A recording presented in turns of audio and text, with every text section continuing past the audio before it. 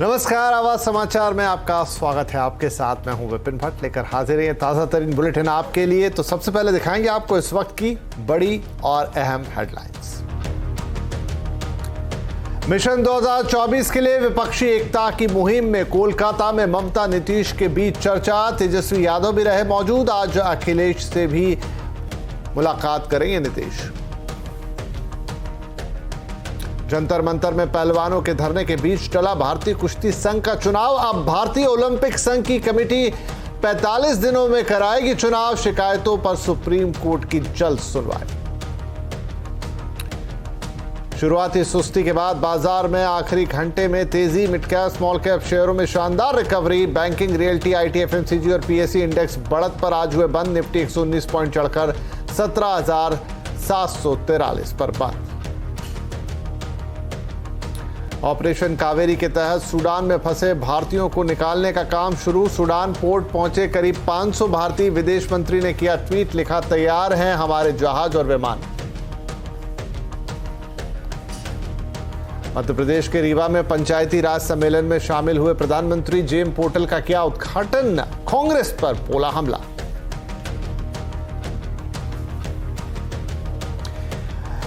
और 1 मई को GST collection पर बड़ी खबर। संभव सभी पुराने रिकॉर्ड तोड़ सकता है अप्रैल का जीएसटी कलेक्शन। मार्च में 9 करोड़ 9 लाख से ज्यादा रिकॉर्ड ई वे जनरेट।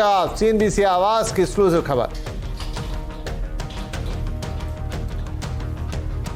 इसके अलावा ई फार्मेसी पूरी तरह से नहीं होगी बैन। नया कानून लाने से पहले ई फार्मा कंपनियों से बातचीत करेगी सरकार। सीएनबीसी आवाज की एक्सक्लूसिव खबर।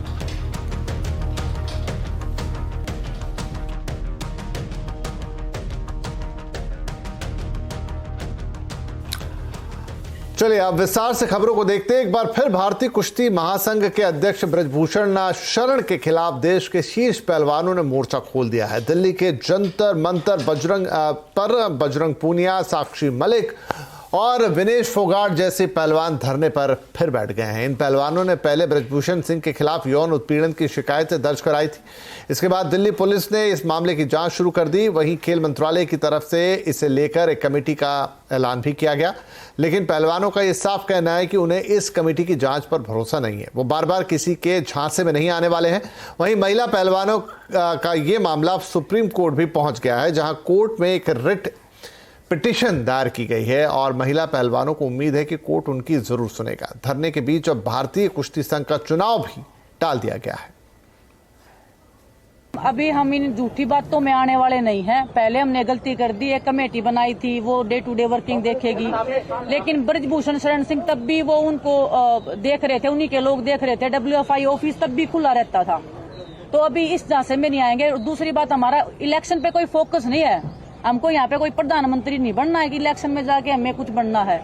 हमें हमारी लड़ाई है कि हमने जो कंप्लेंट्स दी है लड़कियों ने सेक्सुअल हरासमेंट की ब्रजभूषण शरण के खिलाफ, उसके ऊपर FIR दर्ज हो, उनको अरेस्ट किया जाए और उसके बाद में पुलिस जो भी उचित कार्रवाई समझती है, जितना भी इन्वेस्टिगेशन करना है वो करे और देश की उच्च न्यायालय हमें न्याय दिलवाए।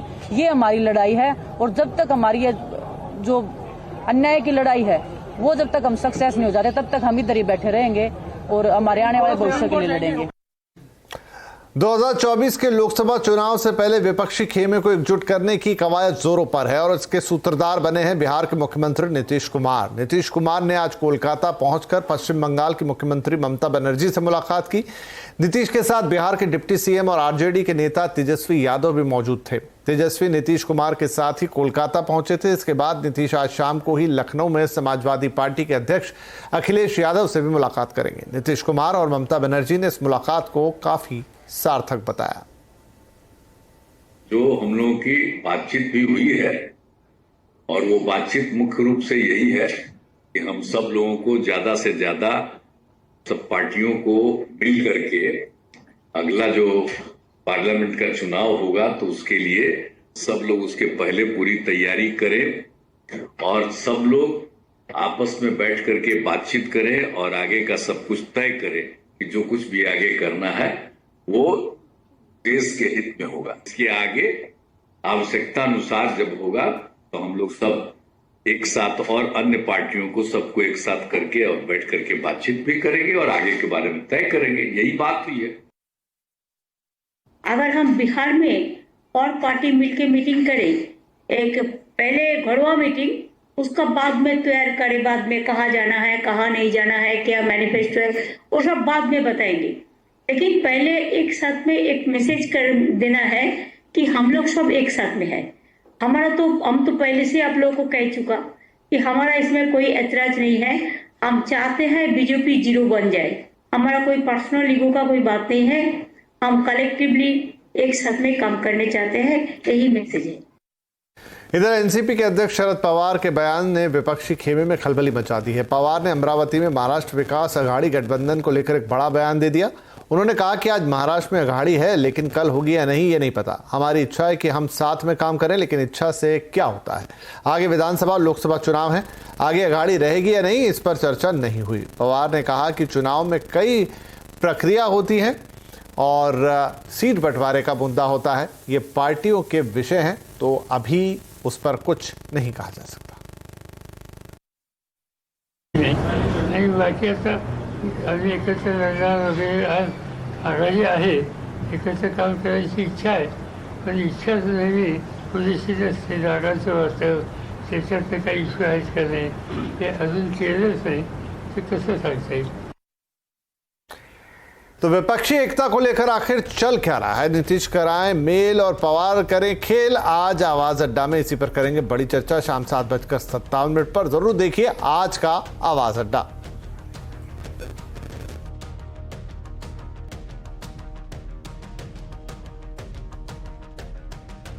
कर्नाटक में चुनाव प्रचार गर्म होने लगा है। बीजेपी और कांग्रेस की ताबड़तोड़ रैलियां चल रही हैं। इस कड़ी में आज गृह मंत्री अमित शाह चामराजनगर पहुंचे। अमित शाह ने श्री चामुंडेश्वरी मंदिर पहुंचकर पूजा अर्चना की। इसके बाद गुंडलपेट में अमित शाह ने एक रोड शो भी किया। अमित शाह के रोड शो को लोगों की भारी भीड़ देखने के लिए पहुंची। इधर राहुल गांधी ने कर्नाटक में अपनी रैली में बीजेपी सरकार पर जमकर हमला बोला है। महाराष्ट्र को लेकर राहुल ने सीधे सीधे निशाना साध दिया।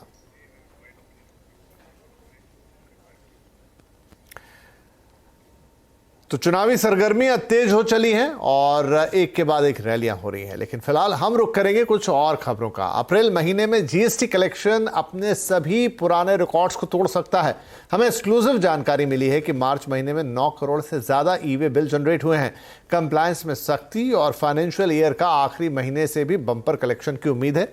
हमारे संवाददाता आलोक प्रियदर्शी हमारे साथ हैं इस खबर के साथ। तो आलोक, क्या कहती है आपकी जानकारी, क्या इस बार सारे रिकॉर्ड्स टूट जाएंगे जीएसटी कलेक्शन के?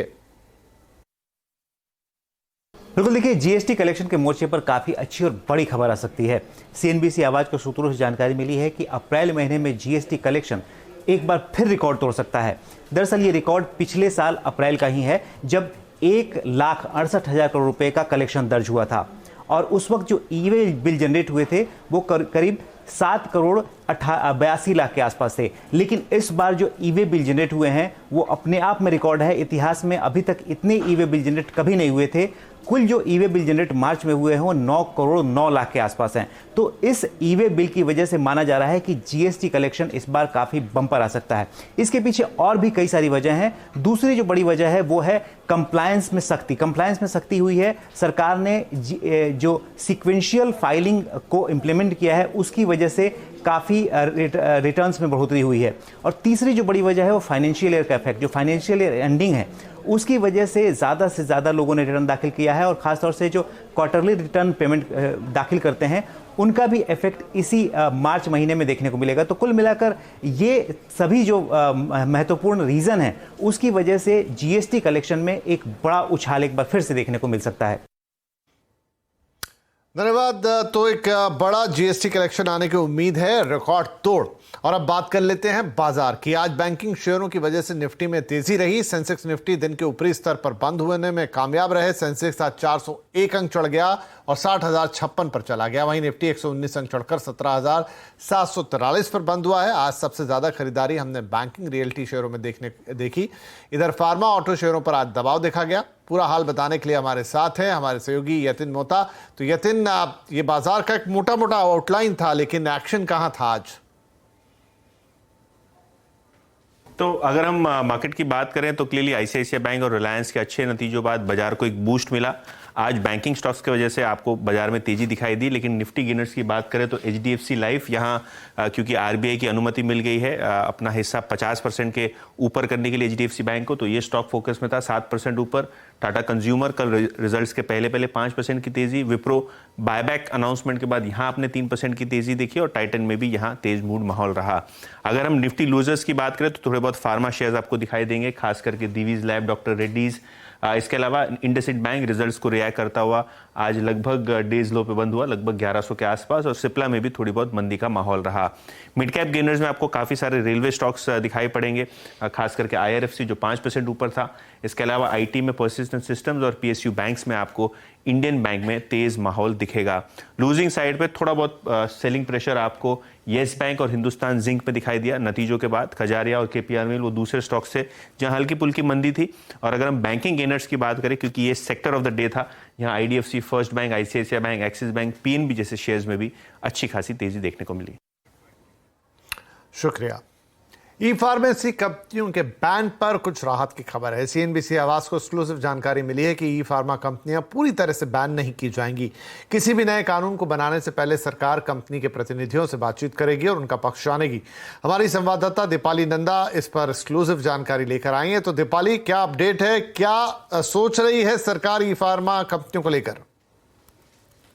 देखिए, ई फार्मेसी कंपनियां देश में कारोबार कर पाएंगी या नहीं, इस पर अलग अलग तरह के कयास लगाए जा रहे थे। खबर इस तरह की भी थी कि सरकार ई फार्मेसी कंपनियों के बिजनेस मॉड्यूल के पक्ष में नहीं है। अब हमें ये एक्सक्लूसिव जानकारी मिल रही है कि ई फार्मेसी के बिजनेस पर पूरी तरह से बैन नहीं लगाया जाएगा, बल्कि अब सरकार के बीचों बीच ये मत बन रहा है कि नए कानून के तहत कुछ प्रतिबंधों के साथ ई फार्मेसी कंपनियों को कारोबार करने की इजाजत दी जाए। सूत्र हमें बता रहे हैं कि मनसुख मांडविया जल्द ही ई फार्मेसी कंपनियों के साथ एक अहम बैठक करने जा रहे हैं और ये बैठक अगले महीने के शुरुआती हफ्ते में की जा सकती है। बाकायदा ई फार्मेसी कंपनियों को ये कहा गया है स्वास्थ्य मंत्रालय की तरफ से कि वो इस बैठक से पहले एक पूरा रिप्रेजेंटेशन जमा करवाएं, जिसमें वो बताएं कि उनका बिजनेस मॉड्यूल किस तरह का है और कौन सी चुनौतियां इस वक्त उनके सामने खड़ी हैं।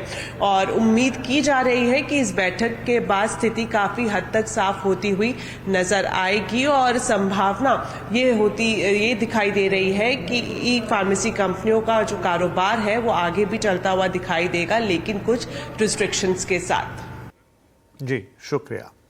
देश में इलेक्ट्रॉनिक मैन्युफैक्चरिंग को बढ़ावा देने के लिए सरकार ने इलेक्ट्रॉनिक मैन्युफैक्चरिंग क्लस्टर स्कीम को 1 साल तक बढ़ा दिया है। इस पर और अधिक जानकारी के लिए हमारे साथ है हमारे सहयोगी असीम मनचंदा। असीम, क्या डिटेल्स हैं और इस स्कीम के आगे बढ़ने से क्या फायदा होने जा रहा है? देखिए, सरकार देश में इलेक्ट्रॉनिक मैन्युफैक्चरिंग को बढ़ावा देना चाहती है। इसके लिए सरकार ने 2 स्कीम शुरू की हुई थी। पहली स्कीम है इलेक्ट्रॉनिक मैन्युफैक्चरिंग क्लस्टर स्कीम और दूसरी स्कीम है electronic component and semiconductor scheme. तो 2019 में ये दोनों स्कीमें शुरू की गई थी।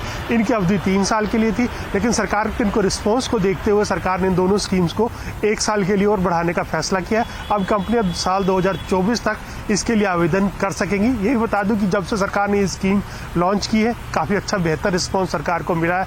अगर इलेक्ट्रॉनिक मैन्युफैक्चरिंग की बात करूं तो खासतौर पर कि देश में 2014 तक 1 लाख करोड़ रुपए के आसपास की मैन्युफैक्चरिंग होती थी, लेकिन ये बढ़ करके अब 6 लाख करोड़ रुपए के आसपास पहुंच गई है। इतना ही नहीं, एक्सपोर्ट भी इससे बढ़ा है। 17,000 का पर साल कंपनियां एक्सपोर्ट जो है वो भी कर रही हैं।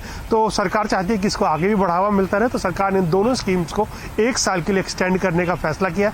अभी तक सरकार इलेक्ट्रॉनिक मैन्युफैक्चरिंग क्लस्टर स्कीम्स में 20 से ज़्यादा प्रोजेक्ट जो है देश में अप्रूव कर चुकी है और 8,000 करोड़ रुपए से ज़्यादा का इंसेंटिव भी दे चुकी है। सरकार को उम्मीद है कि स्कीम 1 साल तक बढ़ाने से जो इलेक्ट्रॉनिक मैन्युफैक्चरिंग है उसको आगे और भी बूस्ट मिलेगा।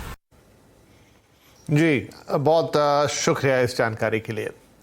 आपकी गाड़ी कमाई की सुरक्षा को लेकर सरकार सख्त है। दरअसल सरकार पॉन्जी ऐप पर लगाम लगाने की तैयारी कर रही है। वित्त मंत्री निर्मला सीतारमण ने कर्नाटक में एक कार्यक्रम के दौरान कहा कि उनका मंत्रालय पॉन्जी ऐप्स पर शिकंजा कसने की तैयारी कर चुका है।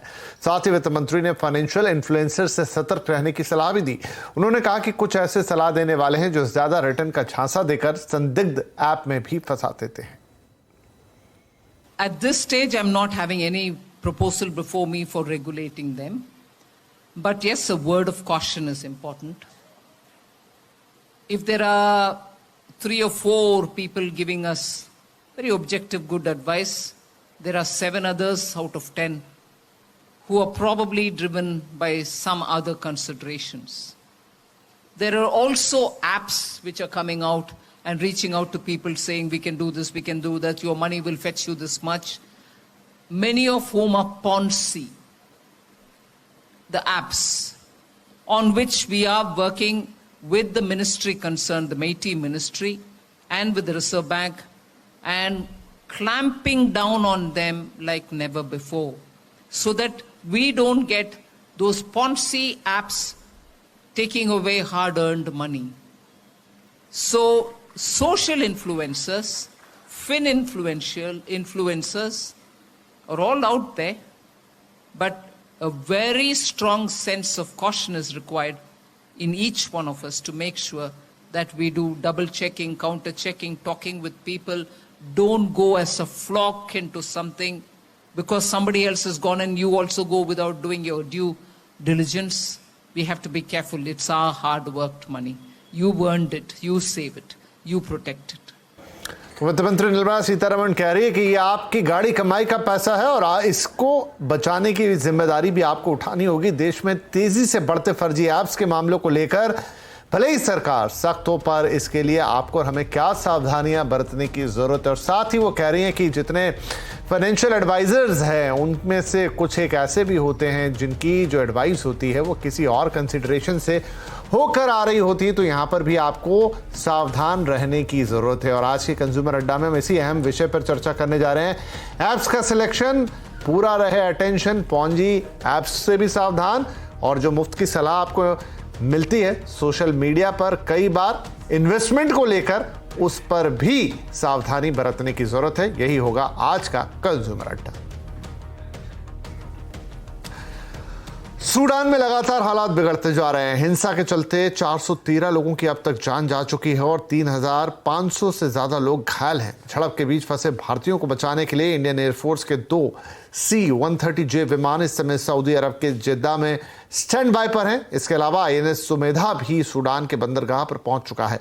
सूडान में तख्ता पलट को लेकर सेना और पैरामिलिट्री रैपिड सपोर्ट फोर्स यानी RSF के बीच पिछले 9 दिनों से भीषण लड़ाई जारी है।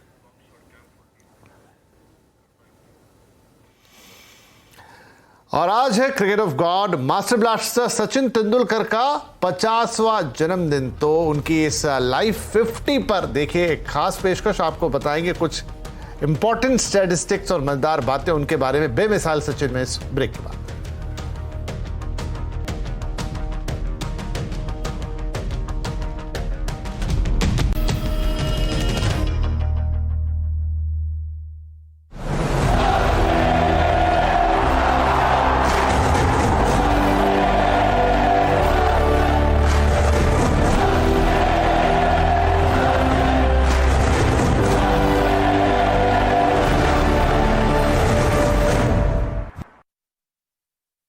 पचास साल के हो गए हैं God of cricket Sachin Tendulkar, और इसमें से 24 साल उन्होंने क्रिकेट की पिच पर बिताए हैं।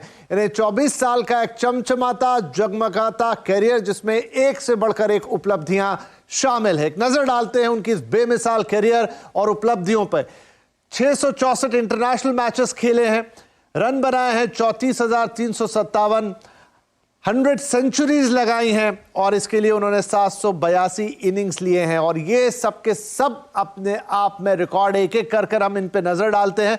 रन्स की बात करें, जो मैं कह रहा था 34,357 रन, तो इंटरनेशनल क्रिकेट में वनडे और टेस्ट को मिलाकर इतने रन आज तक किसी और ने नहीं बनाए हैं। वहीं टेस्ट क्रिकेट और वनडे क्रिकेट में 100 सेंचुरीज का कारनामा करने वाला भी दुनिया में सचिन के अलावा फिलहाल तो कोई और है नहीं। इसके अलावा सचिन ने 76 बार मैन ऑफ द मैच जीता है, मैन ऑफ द सीरीज वो रहे हैं 20 बार, और ये भी अपने आप में रिकॉर्ड है जिसे फिलहाल ब्रेक कोई नहीं कर पाया है। और भारत रत्न से सम्मानित होने वाले, इन उपलब्धियों के चलते उन्हें दिया गया भारत रत्न, उससे भी सम्मानित होने वाले वो देश के एकमात्र इकलौते क्रिकेटर हैं। तो ये तो सचिन की उपलब्धियां हो गई जो उन्होंने क्रिकेट के मैदान में हासिल की, लेकिन सचिन ने बहुत बड़ा स्थान हासिल किया है ब्रांड एंडोर्समेंट को लेकर। ब्रांड सचिन जो बना उसका कोई मिसाल, कोई सानी नहीं है और आज भी वो करोड़ों अरबों के मालिक हैं। तो सचिन के इस ब्रांड एंडोर्समेंट के सफर पर एक नजर डालते हैं।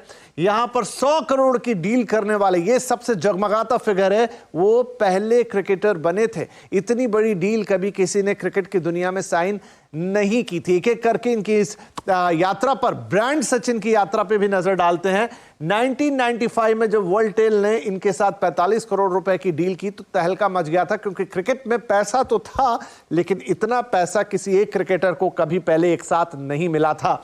1996 में एमआरएफ के साथ बल्ले की स्पॉन्सरशिप होती है। एक स्टिकर आपने सचिन के बैट पर हमेशा देखा होगा एमआरएफ का। उससे पहले अलग से कोई बल्ले को स्पॉन्सर नहीं करता था। करोड़ों रुपए वहां से भी आना शुरू हुए। इसके बाद 2001 आया, जो हमने शुरुआत में आपको बताया। 100 करोड़ रुपए में वर्ल्डटेल ने अपनी डील को रिन्यू किया। यह अपने आप में कीर्तिमान था और इतना पैसा आज तक किसी क्रिकेटर को नहीं मिला था। तहलका मच गया था उस समय। 2006 में जब वो डील खत्म होती है तो फिर आइकॉनिक्स साचिन साची की इंडियन आर्म जो है, साचिन साची एक काफी जानी मानी इंटरनेशनल स्पोर्ट्स मैनेजमेंट कंपनी, उसकी इंडियन आर्म आइकॉनिक्स ने 180 करोड़ रुपए में सचिन तेंदुलकर के साथ डील की। तो ये तो कुछ बड़े फिगर्स हैं, लेकिन सैकड़ों ब्रांड्स हैं जिनको इंडोर्स करते हैं सचिन तेंदुलकर। उनकी नेटवर्थ के बारे में कोई कहता है 1000 करोड़, कोई कहता है 1200 करोड़, कोई कहता है 1500 करोड़, लेकिन सचिन बेमिसाल हैं, बेशकीमती हैं। उनकी कोई वर्थ नहीं हो सकती, उनकी कोई कीमत नहीं लगाई जा सकती। जैसा मैंने कहा, बेशकीमती।